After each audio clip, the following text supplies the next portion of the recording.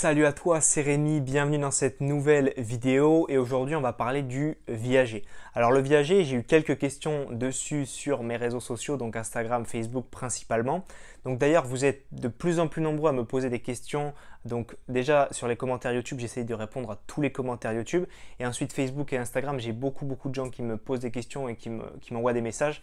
Donc j'essaye au mieux d'y répondre et des fois même si les sujets sont un petit peu récurrents, je peux faire des vidéos comme aujourd'hui. Alors aujourd'hui, on va parler du viager. Déjà, quelles sont les personnes concernées par une possible vente en viager?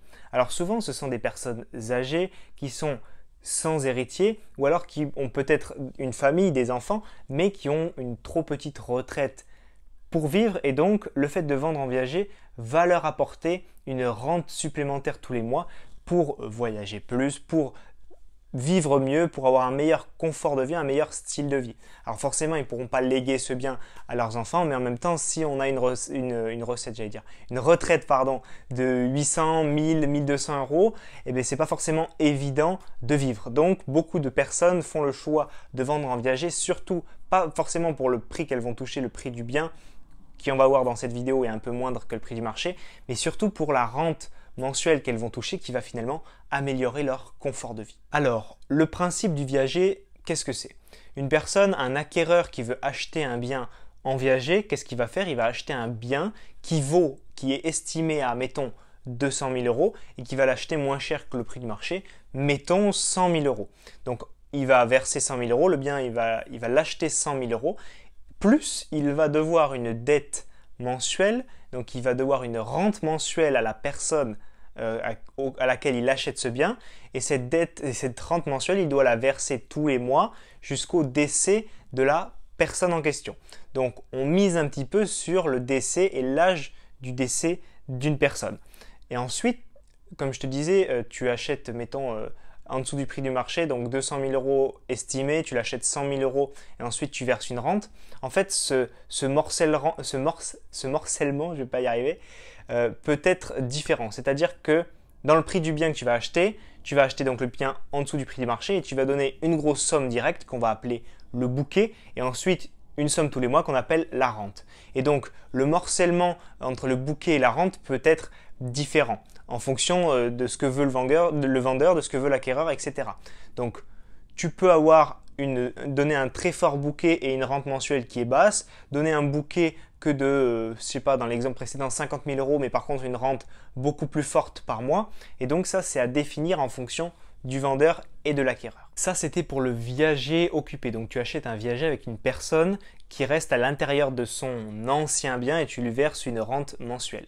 Tu as aussi le type de viager qui est le viager libre. Dans ce cas-là, tu achètes toujours moins cher que le marché, mais tu achètes plus cher qu'un viager occupé. Et donc, tu continueras à donner, donc tu vas donner un bouquet, une somme fixe dès le départ et une rente qui seront tous les deux plus importants qu'un viager occupé. Cependant, le bien sera vide de toute occupation et tu pourras toi le louer et toucher des loyers. Par contre, n'oublie pas, tu peux louer et toucher des loyers, mais au début, tu as quand même donné le bouquet, donc une grosse somme d'argent, et tu dois quand même une rente mensuelle à une personne. Je vais te prendre l'exemple d'un viager occupé et mettre quelques chiffres pour que ce soit plus compréhensible pour toi. Donc j'ai ma petite feuille ici sur mon canapé parce que je suis tranquillement assis sur mon canapé pour tourner cette vidéo.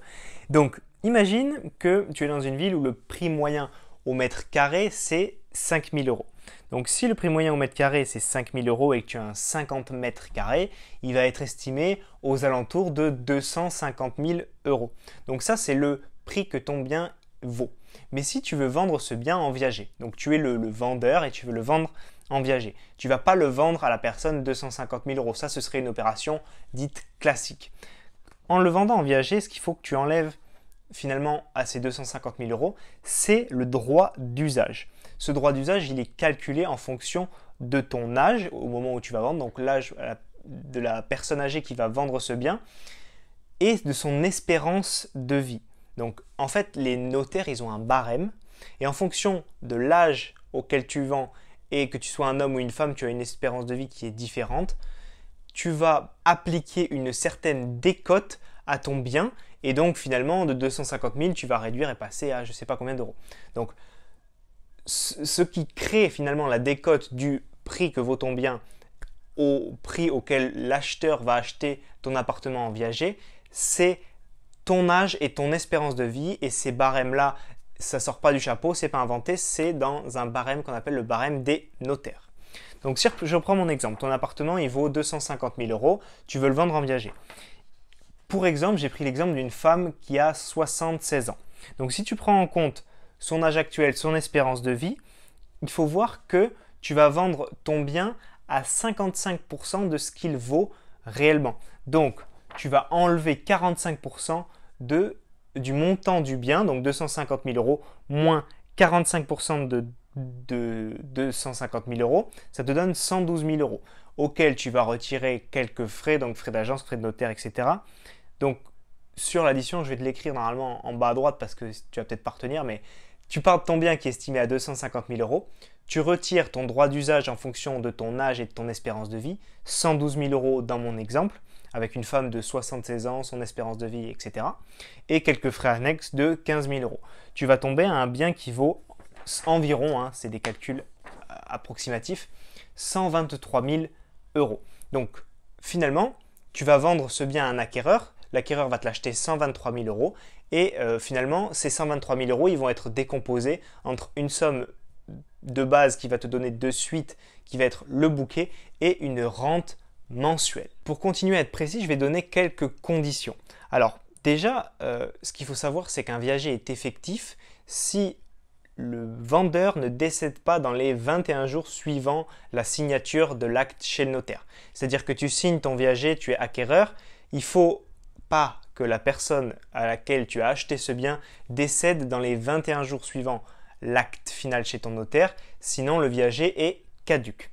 De plus, si tu es acquéreur, donc tu as payé ton bouquet, tu verses une rente mensuelle tous les mois au vendeur qui vit toujours dans le bien, si un jour tu arrêtes de lui verser cette rente, le viager devient caduc, donc tu perds finalement la propriété de ce bien, tu n'es plus propriétaire, c'est la personne qui est dans ce bien qui redevient propriétaire de son bien et toutes les sommes que tu as versées tous les mois lui sont acquises et tu ne pourras jamais les récupérer.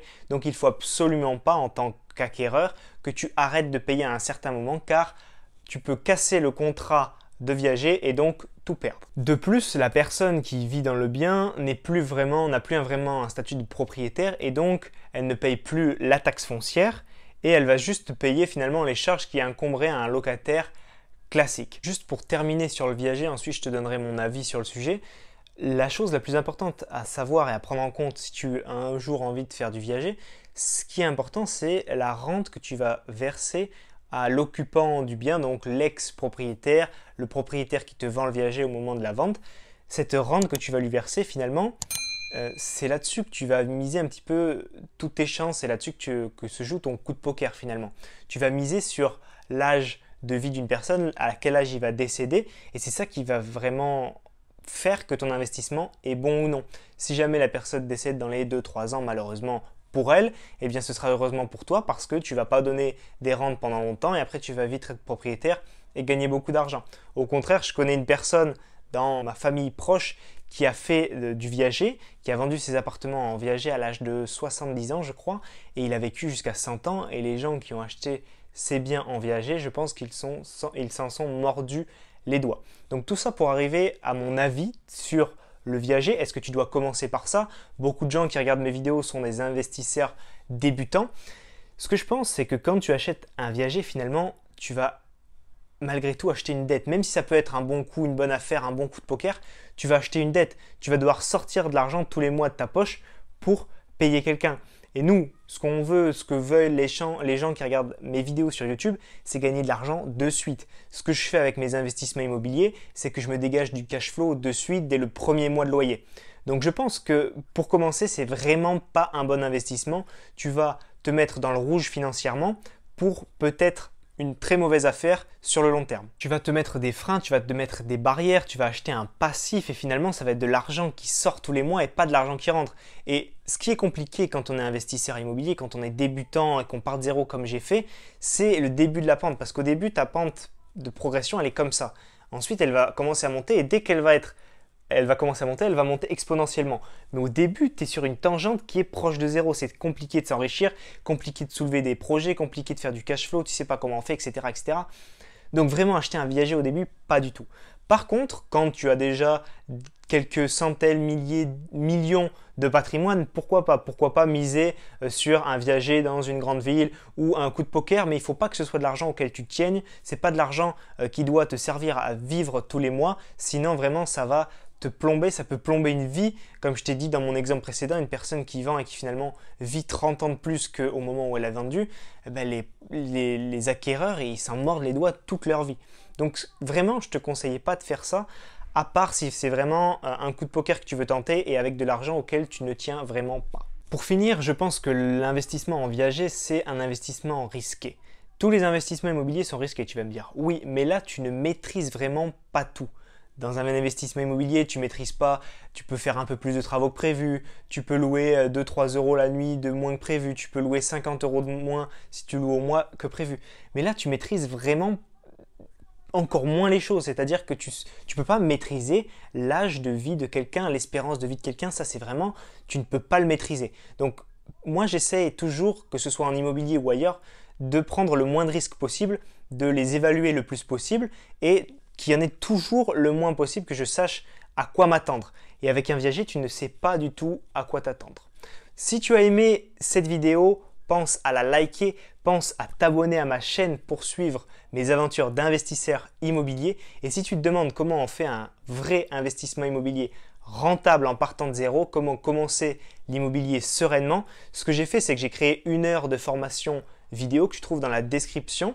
Et au travers de 5 vidéos de formation offerte, je t'expliquerai comment, étape par étape, te générer tes premiers revenus, gagner de l'argent dès tes premières rentrées de loyer grâce à ton premier investissement rentable. On se voit de l'autre côté, c'était Rémi. Ciao, ciao!